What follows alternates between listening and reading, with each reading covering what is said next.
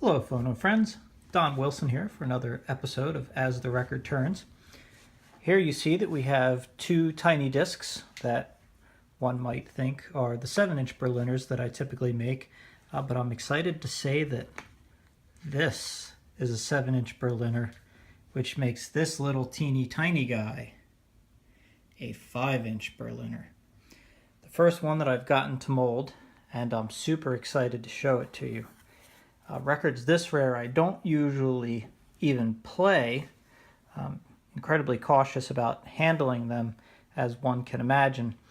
So to put them even on a modern turntable makes me a little squeamish, but the owner had asked how it compares, so here I'm very happy to give you a demo of using a very soft resin that I use to capture the best detail with the lowest surface noise possible compared to the original.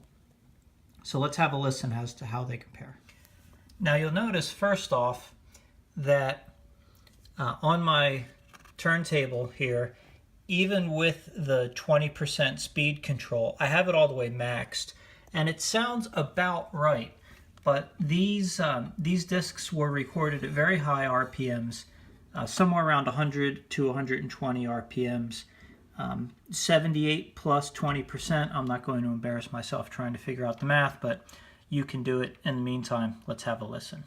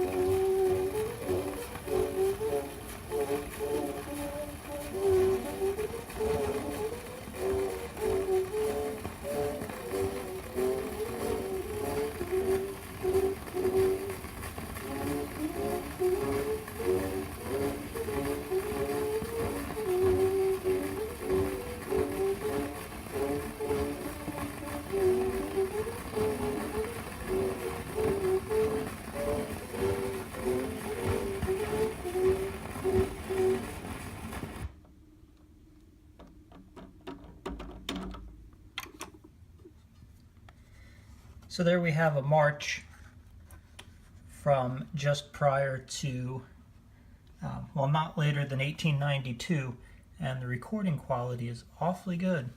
Surprisingly low surface noise for Berliner, and that one's made out of a celluloid. That predates the hard rubber.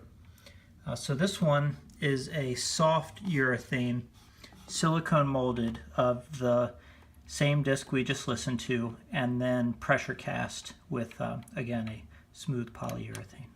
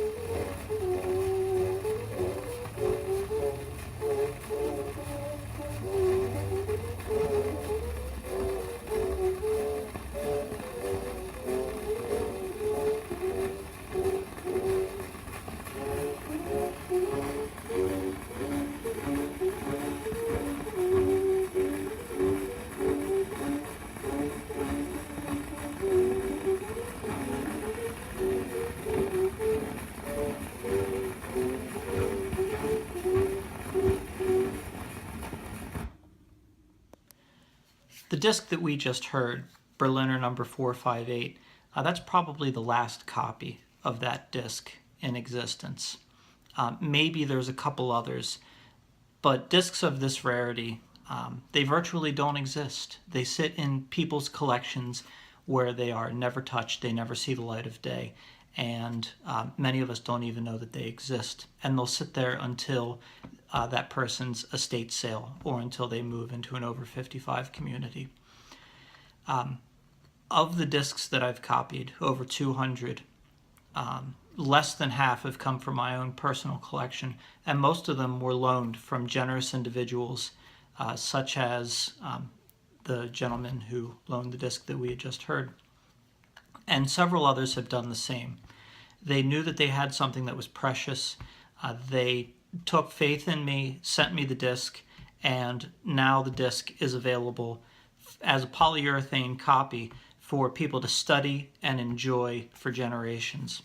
The copies will last indefinitely as long as they're treated properly, and we can enjoy them, we can love them, we can play them on vintage machines without ever having to fear the original being damaged. But the only way that I'm able to do this at low cost is because there are generous individuals who are willing to send copies of rare discs for duplication. So the only way this works is if those of you with the rare gem sitting somewhere in a cabinet, if you're willing to send me an email or give me a call and say, Don, I have something special and I would like to make it available. And whether or not you want your name put on it, that's completely at your discretion, but the entire world would appreciate to see some of these rare one-of-a-kind discs made available. Thank you.